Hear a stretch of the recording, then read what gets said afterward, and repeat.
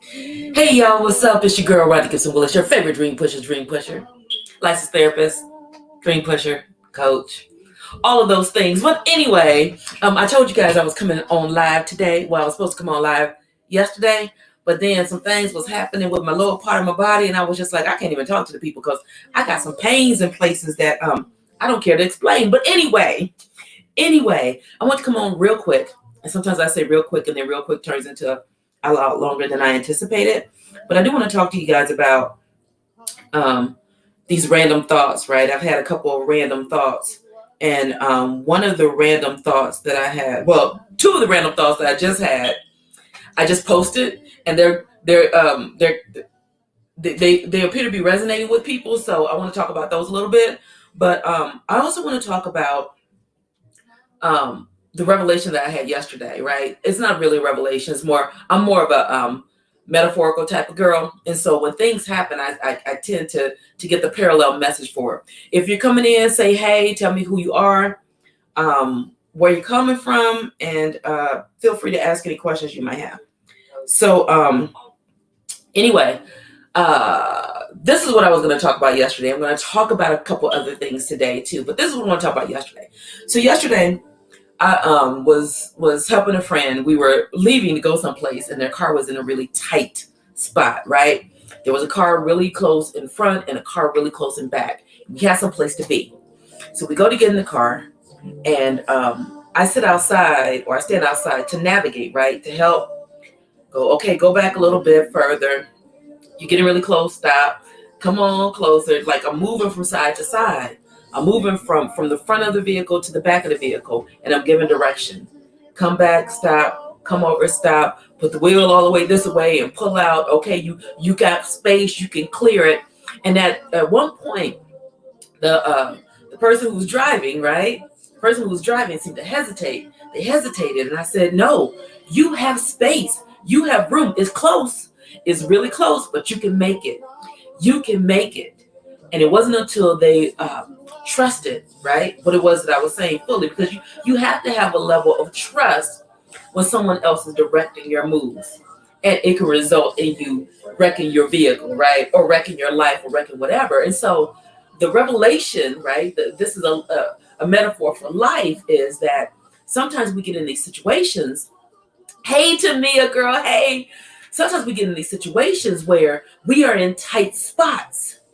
We are in tight spots, and it seems impossible to move because we didn't think we'd be able to get out of the tight spot. But if you've ever navigated a vehicle in a tight spot, you understand that there are several things you need.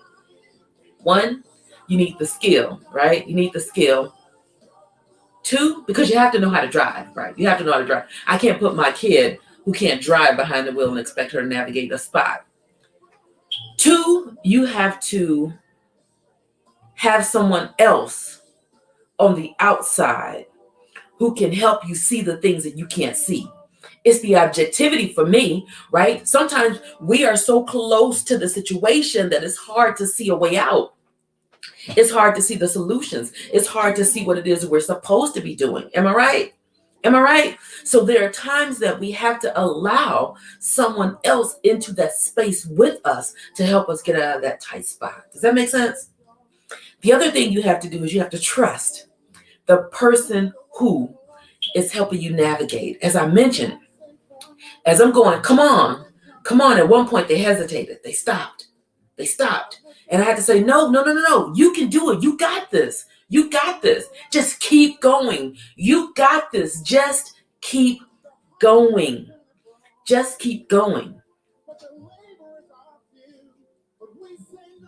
There's so many times in our lives that we get in tight spots and we try to navigate ourselves out of the tight spots. And we hit something behind us. Sometimes the something behind us are the decisions of our past. Sometimes the something behind us are the people who should be in a rearview mirror. Sometimes the something behind us are fears. Sometimes the something behind us are insert your thing here. What's the thing behind you that you're afraid of hitting if you get too close? Sometimes it's the past traumas. Sometimes it's the failed relationship. Sometimes it's the people and places and things that have taken advantage of you. You don't want to back up and get too close and hit those things as you are navigating this tight spot, right? Because sometimes in this tight spot, we are comfortable.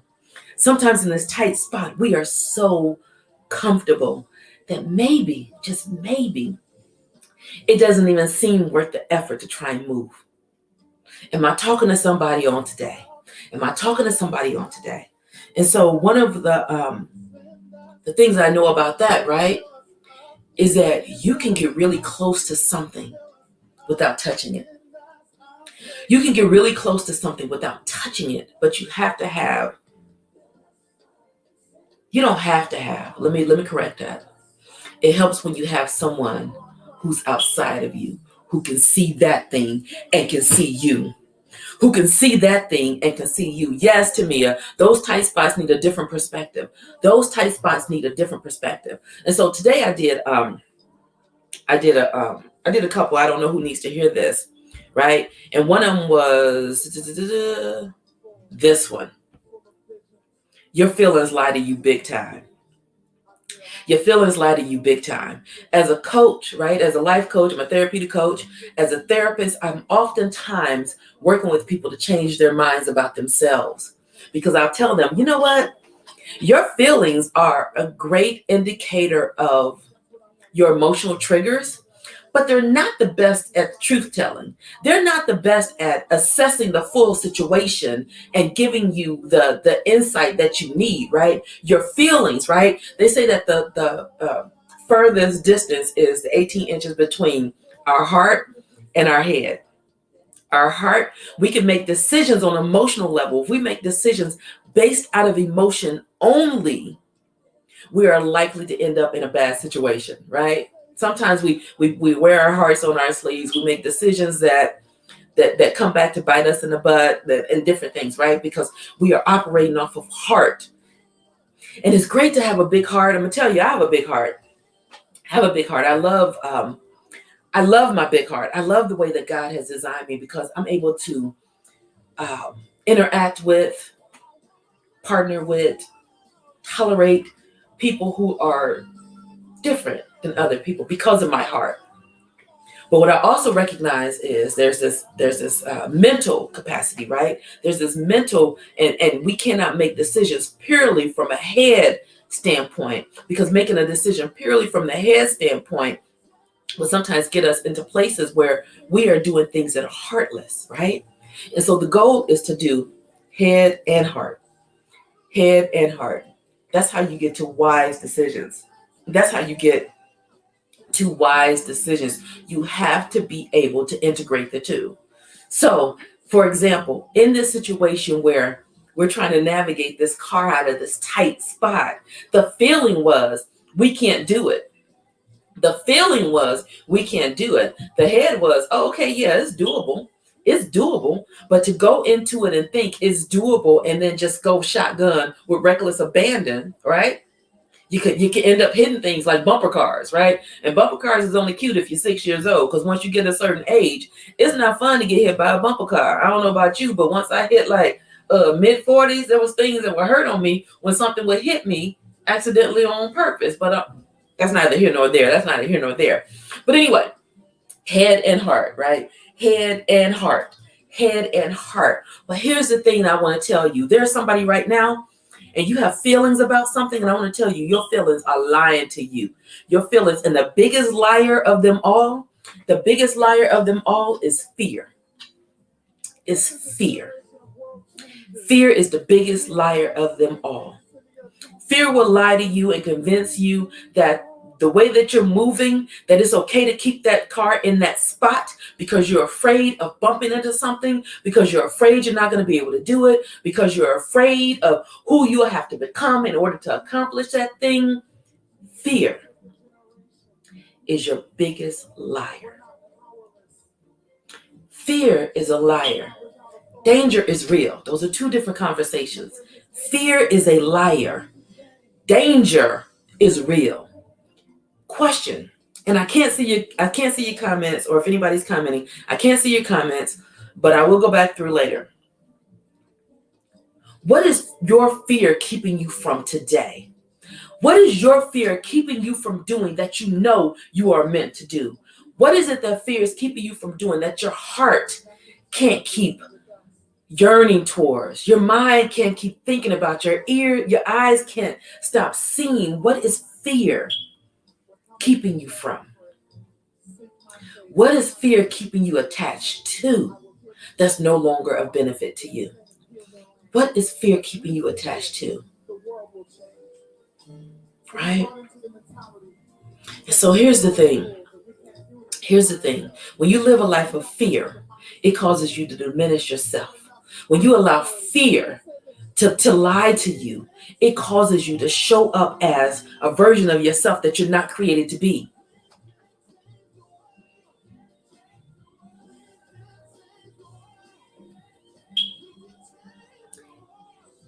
It, in essence, by default, makes you a fake. It makes you a fake version of yourself. It makes you a copy of somebody else. It makes you fail to live out who it is and how it is you are truly meant to live. Am I making sense to the people? Am I making sense to the people? Because I can't see none of you here. And so I don't know if I'm talking to myself or if I'm talking to the people. But if I'm talking to myself, I'll talk to myself a little bit longer because I know somebody needs this message. Somebody's living with a fake version of themselves because they've allowed fear. They've allowed fear to be the deciding factor in their lives. They allowed fear. And so I did a post earlier. What did it say? Oh, I don't know who needs to hear this, but your feelings are masterful liars. So you better be astute, and you better be astute, right? You better be able to recognize them and brave enough. Brave enough means that you have to be willing to sit down with yourself and get naked with yourself emotionally and call them out. You got to be able to call them out. Like, yo, this isn't even real. I've convinced myself because this feels safe. I've convinced myself because this is what I desire. I've convinced myself because this is what's comfortable. I've convinced myself because it's hard not to. Convince myself because ... And so here's the thing, another random thought that I had today. And when I tell y'all, I want to tell y'all this because my random thoughts, like, they just come up. And I used to think that was just me, like I was so witty and whatnot. But then I realized my random thoughts, it's not me, child. It's not me. God is depositing these messages because somebody needs to hear it. I don't know who it is who needs to hear it, but somebody needs to hear it. And so a random thought that I had was, a fake can't teach you authenticity. A fake can't teach you authenticity. And so I have these conversations a lot, right? About authenticity, what it means to be true to yourself and what it means to be true to the people that you are leading, right? What it means to be true to the people that you're leading. And I'm not saying people are out there faking a funk just to be faking a funk. I'm just saying that if you're not willing to be vulnerable, if you're not willing to admit that you don't have it all together, right? I think about some of these coaches I see. One in particular that I had, who appeared to be one thing in one type of relationship with them, but was something else in another type of relationship with them. And as I come from that situation, right, as I disconnect from that, what I recognize is part of it was they were playing a role. They were playing a role. They were playing a role that they thought was the role that they needed to play in order to cash in on other people. And what I thank God for is now I have a different level of discernment, right? I'm still working on that because, again, I got this great big old heart, and I love the people, and I'm a see the best in people kind of person. But I recognize that for a lot of us, by us I'm including you too, a lot of us, we've spent so much time running away from ourselves. We run away from ourselves and we run towards other things to the point that we forget that we left ourselves behind. We forget that she's still back there. We need to bring her on along the journey because you've forgotten some things about you that allow you to show up as your full self. You have to be willing to be vulnerable and transparent, right? Like I could be transparent. I could be transparent and not be vulnerable. What do I mean by that? Transparent means I can tell you all of my business. You can know everything about me. Vulnerability is being willing to be uncomfortable, being willing to say, I don't know everything. I'm still growing. I'm still doing, right? Anybody, if you've been in my life for any amount of time, you know that my journey has been a very interesting journey over the last couple of years, right? The last couple of years, I've done a lot of growing and developing and really just working on the Rhonda, right? Which I believe that all of us should. All of us should. As a coach and a therapist, I'm never going to come in and pretend like I have it all together because that's the thing that gets you all in trouble. Gets us all in trouble. Gets us all in trouble when we are surrounded by people who appear to have it all together, or who act like they have it all together. Not appear to, because some people have, despite the fact that I say, y'all, I'm a hot ass mess and I'm a masterpiece at the same time. Some of you will see me in my masterpieceness and not buy that I'm as big of a mess as I tell you I am. And the reason is because I've accepted, right? I've accepted those parts of me that are both brilliant and broken, that are both brilliant, the masterpiece and the mess. And it's because I'm able to accept that, because I recognize that it's not a sign of weakness, right? It's not a sign of weakness. It's not anything that I should pretend that is a thing, that it is actually a strength and something to be modeled to other people.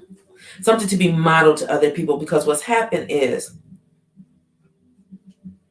I see there are a lot of fakes out there. There are a lot of fakes out there. There are a lot of fakes out there.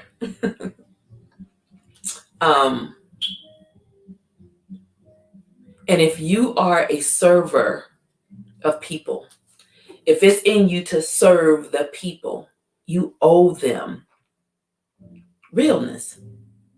You owe them realness. Be real. Be real. But you know what? For the people who are not willing to get real with themselves, there's something going on, right? Where they've convinced themselves that that's a flaw. They've convinced themselves that there's no way that they can reconcile who they truly are with who it is that they want to be, and that for some reason that real part of them will not be acceptable. I'm here to tell you the devil's a lie. The devil is a lie. Your responsibility is to be who it is you are meant to be, who it is God has designed you to be. And if you are not being her, if you are not being him, then you are by default a fake. Not a fake version of Rhonda, not a fake version of anybody on TV, not a fake version of your friends, but a fake version of you. A fake version of you. You have to be willing to channel who you are. Truly who you are. So there's a lot of you in corporate America, right? And I have clients, Black female clients who are in corporate America. And we talk about authenticity and how exhausting it is to wear the mask. If you're a Black woman in America, you know you got mask on top of mask on top of mask, and there's the code switching, there's the tiptoeing around feeling people's feelings so that they don't assert or assume that you're the angry Black woman because you've asserted yourself in ways that other people are able to without having these stereotypical myths thrown upon them, right? And so as I talk to these women, and I say, what would it look like to show up as your true self? Now, I don't know if you guys saw on the news, there was a news anchor. I believe she's in Dallas. I can't remember her name, but she was in Dallas, and she wore her hair natural. She had a natural hairstyle, and she got so much flack for it. And there was part of her, and she started talking about, that it shouldn't be that big of a deal, right, to wear her hair to wear her natural as a Black woman, but it is, because there's so much that's unacceptable, right? We are still breaking those boundaries, right? We're still kicking down those doors to things that just say, like, me coming in my natural state, the way that my hair grows out of my head is a problem for you. Is a problem for you. You have deemed it as something that it's not. So oftentimes when I have these conversations, I talk about even the bravery, right? You have to be courageous sometimes to step into these places. But then there's a part of me that's like, F them. That's a man. That's a man making a decision on who it is that God designed you to be. That's somebody, we get caught up in these worldly expectations.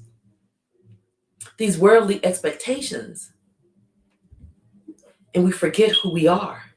We forget who we were created to be. So oftentimes I will refer folks to look at Bozoma St. James. Love her. She's the CMO, I believe, of Netflix now. She started off with Apple Music, I believe, and then she went to Uber for a while. But if you want to see a badass, unapologetic Black woman who is about her business, highly sought after by these Fortune 100 companies, look at Bozoma St. James. I think is it St. John? I believe it's St. John. Look at her. And I wonder, what is that keeps us from the boldness of ourselves, from the boldness of who it is that you were created to be? Is it the programming? Is it the socialization? Is it the insecurity? Is it what is it for you that keeps you from showing up in the ways that you are supposed to? That keeps you committed to who it is you are supposed to be? Now, I don't know if you guys were on my live where I talked about this interview that I went on, and they asked me what I was committed to.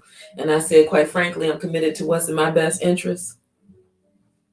And I had a friend say, girl, you did everything you could not to get that job, and they offered me the job.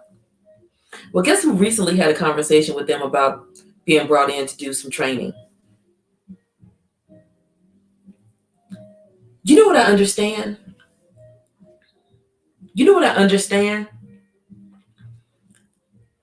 As much as we've been convinced that it is in our best interest to be a milder, faker version of ourselves, that there's something that's hella appealing about somebody who is real. There's something that's hella appealing. Am I right? Tag the realest person you know. Who's the realest person you know? Who do you know who is just like unapologetic in the spaces that they're in? Who ain't about the business of faking the funk of who they are because society has decided that this is who you're supposed to be? And I'll tell you what had to happen for me. I had to get really real with myself. And I'm not gonna lie. Hey girl, hey. I'm not gonna lie. I'm a licensed clinical social worker. I'm a licensed therapist. I'm a certified coach. I'm an uncertified badass, but that's neither here nor there.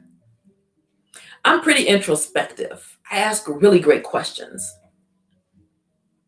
And I find that I still have to go back and be like, oh, you left yourself, come on through. You left yourself, let's come on through, let's integrate. We have to further integrate all the pieces of who we are. That means past, present, and future. Past, present, and future. So I did a post earlier today and I said something. I said, I want to make decisions today where future Rhonda can be proud of present Rhonda and extend past Rhonda the grace that she deserves.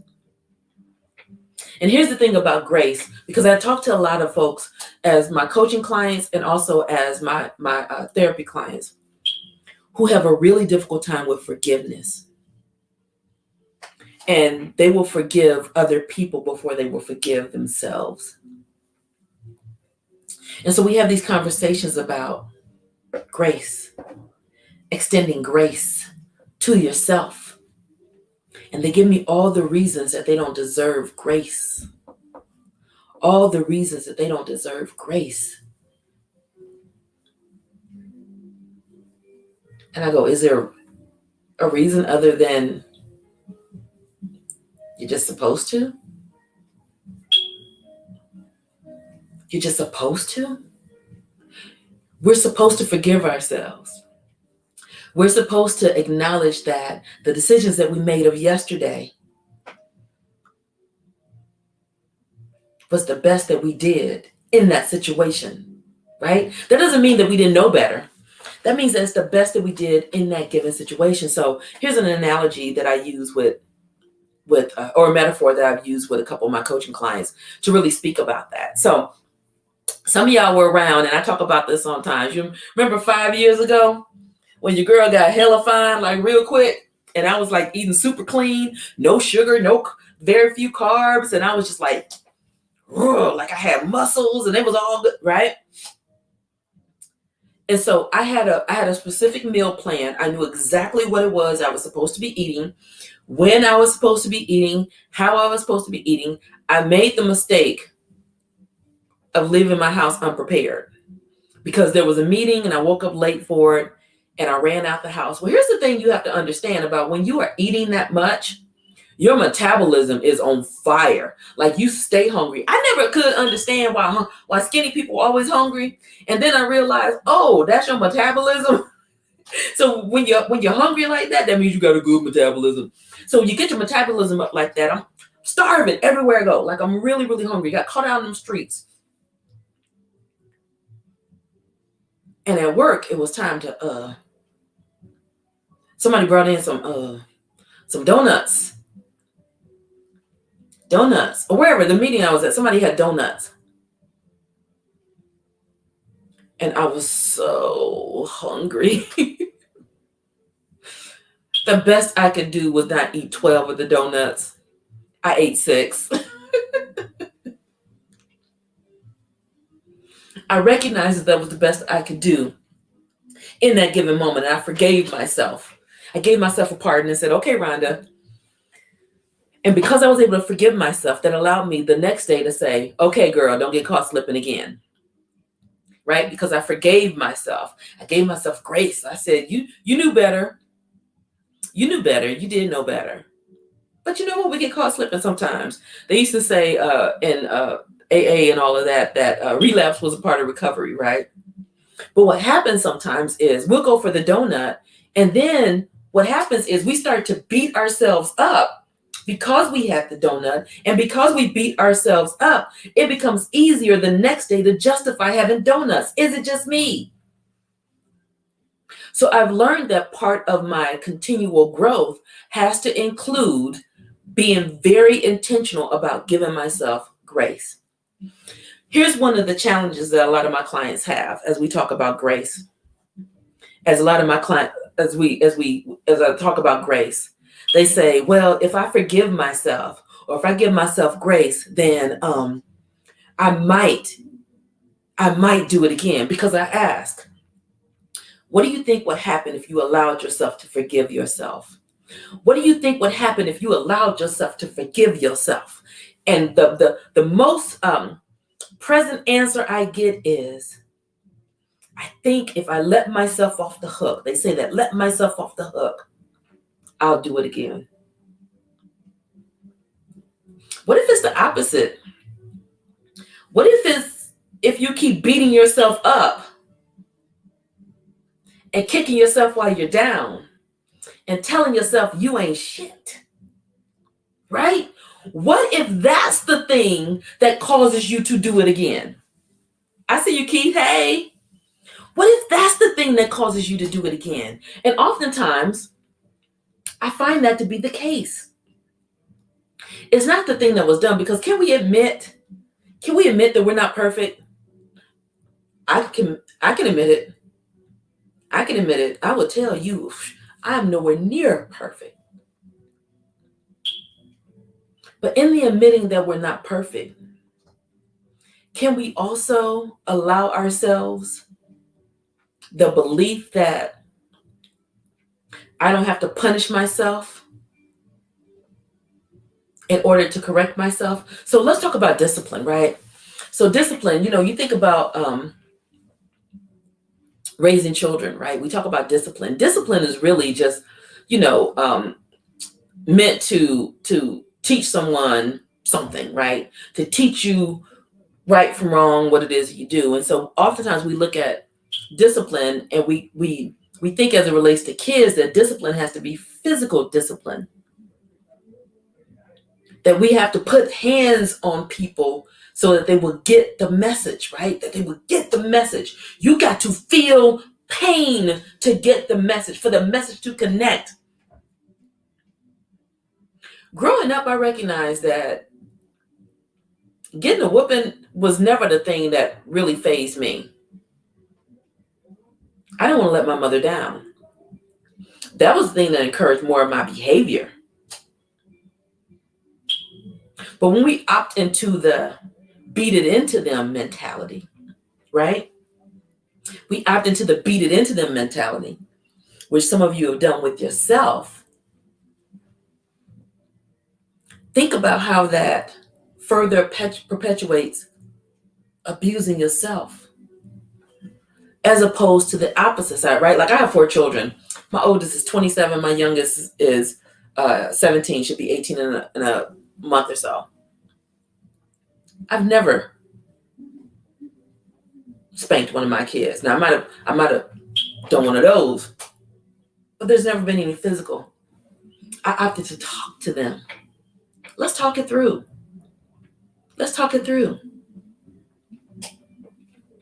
What if instead of beating yourself up, right? What if you talked it through? What if you said, hey, let's look at what happened. How did this fall off the tracks? How do we get it back? How do we keep it on the track? How do we do that? So I was seeing this thing, and I need to see it again.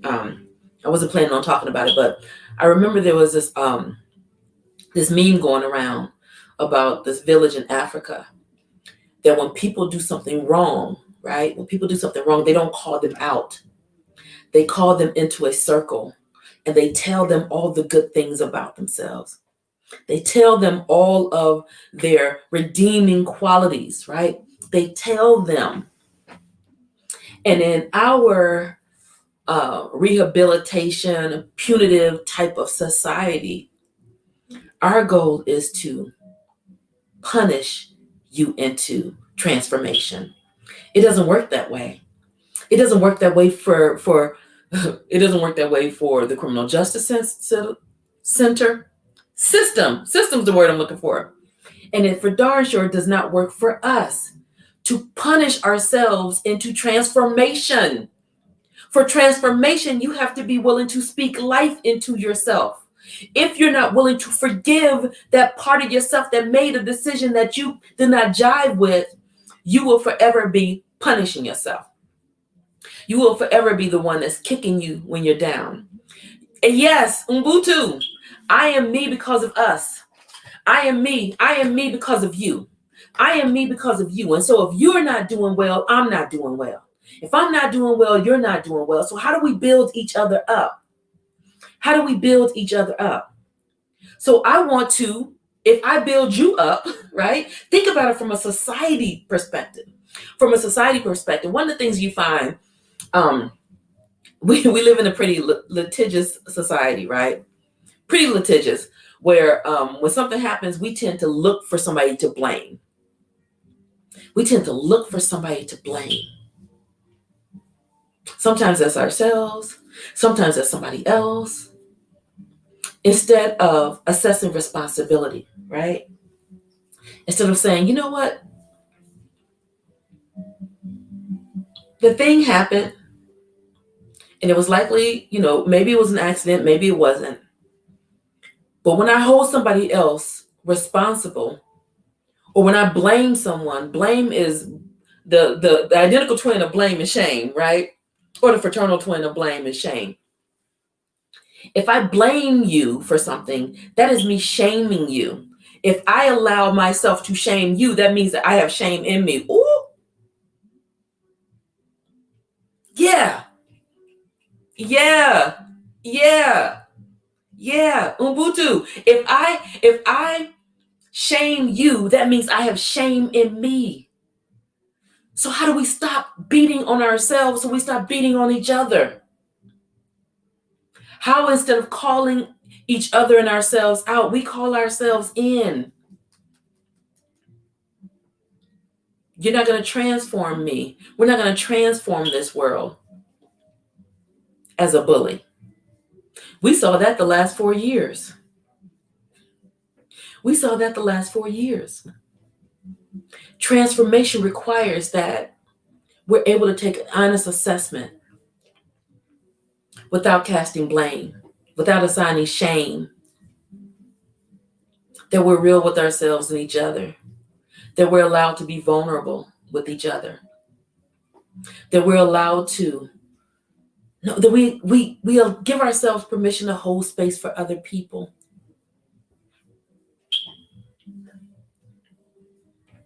And so what I recognize is part of my gift and my purpose, right? And as you know, unless you've been ignoring your girl for the last week, you already know I'm doing a purpose masterclass next Monday, the 8th. Purpose Zone Masterclass. I launched it on Sunday. So it's been Sunday through Friday, and it is 75% filled up. 75% filled up. But go ahead and register, get your seat. I'm looking for ways to expand that, but get in there. Dreamslaunch.life. Because I recognize it as my purpose to help free people from the shackles of an inauthentic life, from the shackles of the blame game, from the shackles of beating the purpose out of you because you're so content with believing the lie that society has told you. We have so many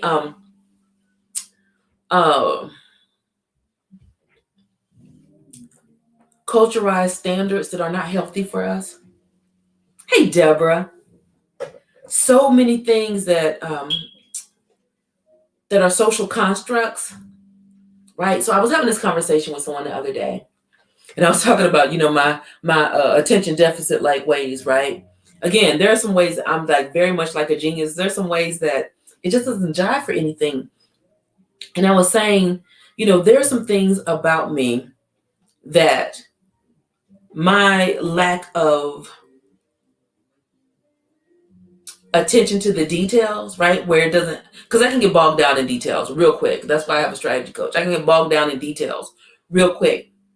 But on the flip side, my imagination, my ability to visualize, my ability to see the best in you, right? And I talked about how for a lot of us, the things that we hold as being negative attributes are really only negative attributes because they don't fit the social constructs that have been designed to benefit a capitalistic society, right? Who would you be if you can exist outside of some of the societal norms? Who are you outside of that? What do your strengths really look like? So I was talking about, I use the example of kids with Down syndrome, right? Because I just seen something about babies with Down syndrome. And I said, every person that I've seen who has Down syndrome or who has a relative who has Down syndrome, They speak about these people as that they're the sweetest people in the world. They are the sweetest people in the world. I say, the thing that makes it a quote unquote disorder is because somewhere in society we decided that there was no place for it, right? There's no place for it. And when you think about how often we dismiss parts of ourselves as a collective because it doesn't fit the narrative of the social constructs that says this is what it means to be a productive member of society, and how we miss opportunities to truly value people for who they are and what they bring to the world. How we miss opportunities to truly value who it is we are and how we were purposed to exist in the world. And I'm not talking about the world that man effed up, because can we admit that man is too messed up to be calling shots on how people should and should not be? Can we admit that? Can we admit that? Okay, Keith, I see Keith put a message. I want to read Keith's comment. He said, and as a people, we are so subconsciously slave shackled that we get used to all shackles that we come in contact with. And we've been made to just accept this kind of treatment / obstacles. And we become tolerant and oblivious at the same time. Boy, if you don't stop preaching a full word, that the shackles have been normalized. We have been conditioned to the shackles. So have you guys seen that thing where they have the horse, right? There's a horse with a leash. Is that what they call them with the horses? Or is it the reins? And the reins is attached to this flimsy chair. Like, those little, those chairs you can buy $5 at Walmart, but the horse won't move. The horse won't move because he's used to being shackled. And he's been shackled to a fence post. And so all he knows is, oh, there's the chain again. So that means I can't move. Not recognizing that he could run that chair all over the place. That's a lot of us. That's a lot of us. That's a lot of us. Shackled to illusions. Shackled to illusions. Giving up control in places that we should not be acquiescing our control over. I know people say, Ron, it's easy for you to say that, because I've been on this entrepreneurial life full time for like 8 years. And I'm going to tell you, it's not been easy. It's still not easy. It's not been easy at all. But there's very little I would exchange or give up in exchange for the freedom that I have to be me. The freedom that I have to show up authentically. The freedom that I have to say, take it or leave it. And here's the kicker. 8 years in, licensed therapist, certified coach, your favorite dream pusher. There are still times I have to take a step back and go, girl, you just shackled yourself to a raggedy chair. You just shackled yourself.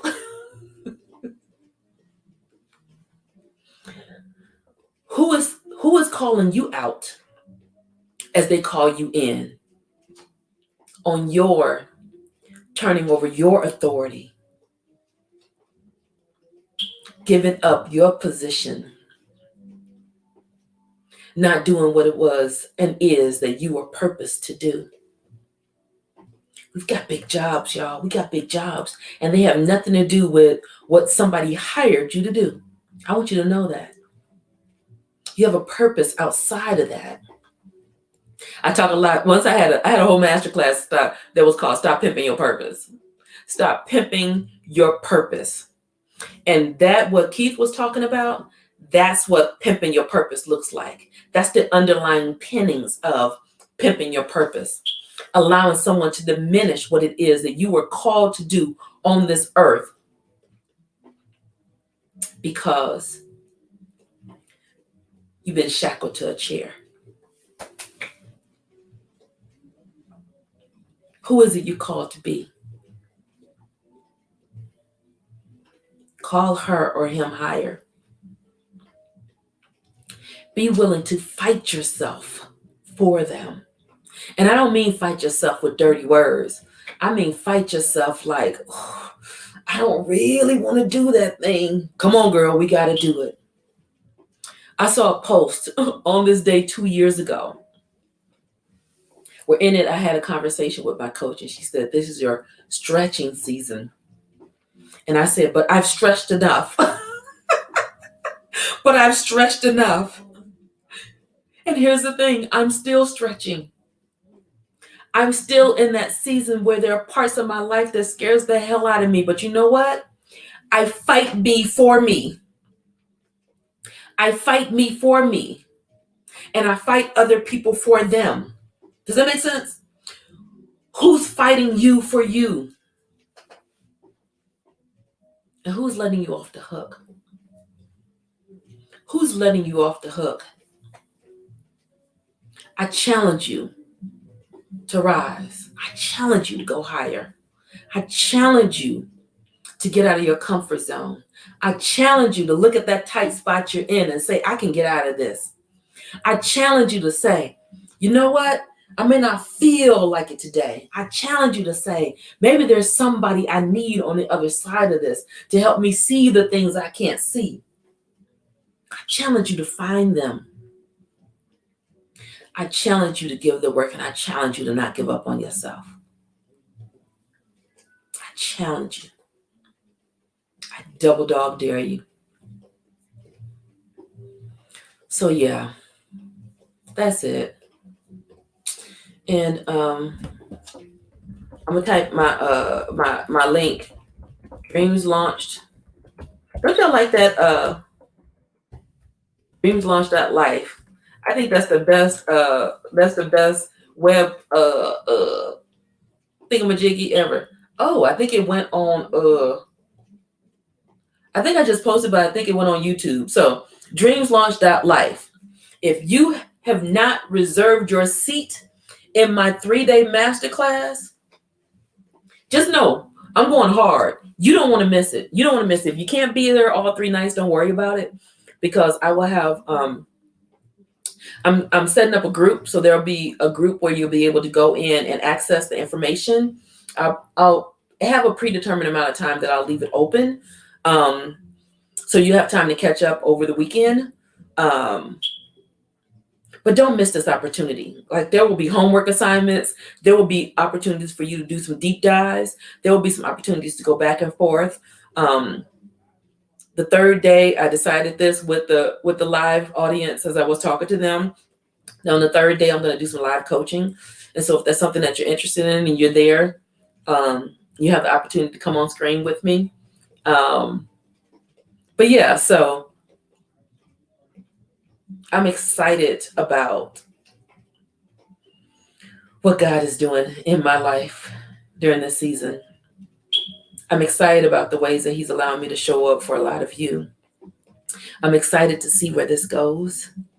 I'm excited about this masterclass because I know that lives will be changed. Whether people decide to work with me or not, that's not what this is about. I'm excited about 2021. And if you are ready to kick down the door, because some of you think you're realer than you are. Some of you think you got it. Yeah, I'm good. But some of you don't realize that you've been shackled. Read Keith's comment. We are so subconsciously slave shackled. So subconsciously. I remember working a job. For every job that I've had, I always went in with the mindset that, what's the worst thing they could do? The worst thing that you could ever do to me on a job is fire me. And I'm not that concerned about being fired, because I always knew I could find another job. And before I go on a job and allow you to disrespect me, I'll go work at the overnight shift at Target and stack shelves. I swear I will. I swear I will.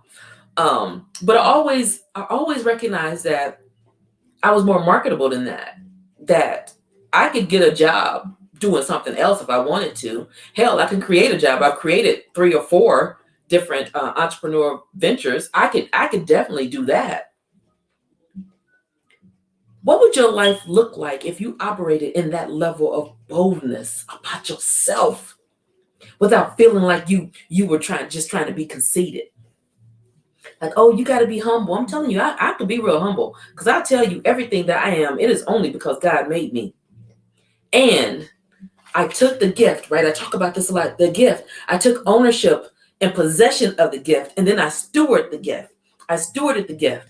I invested in the gift. I did the hard work. I tilled the land.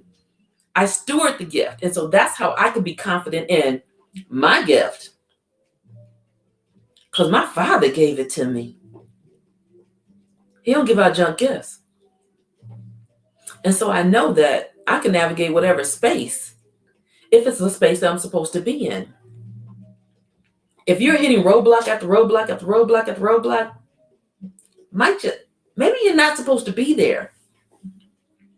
But how do you know if you have subconsciously shackled yourself to systems and people and societal norms and social constructs that weren't even created for you? I'm going to tell you, as a Black woman in America, there's a lot that was not created for us. Despite the fact that we carry a lot of this country on our back, there's a lot that was not created for us. And so it's always like, it warms my heart when I see Black women out there doing a damn thing. Doing the damn thing. Making it do what it do. Unapologetically. Unapologetically. Where's the unapologetic you that you need to show up in your life today? Are you willing to call them forward? Are you willing to say, you know what? I'm going to make decisions today so that future me will be proud of it while giving past me grace. Are you ready for that? So yeah, but that's it. I'll probably come back in tomorrow. I've made a commitment to be more consistent in my Facebook Lives because I recognize that some days I say something that resonates with very few people. Some days I say something that resonates with a bunch of people. But like I explained before, I'm not attached to the outcome. So whatever happens is what happens, because I recognize that somebody needs this message on today. And in my obedience, I am showing up. In my obedience, I am showing up. I didn't feel like it, but I'm being obedient. So with that being said, ladies and gentlemen, have a wonderful evening. And have an amazing weekend. Well, I'll see you before the weekend. If you like what you see, be sure to share out this message, tag your friends, turn on your notifications so you'll see when I come on live next, because I got plenty more messages for the people, you being the people. But with that being said, I'll talk to y'all later. And yeah, have a blessed evening, y'all. Bye. Thank you, Deborah.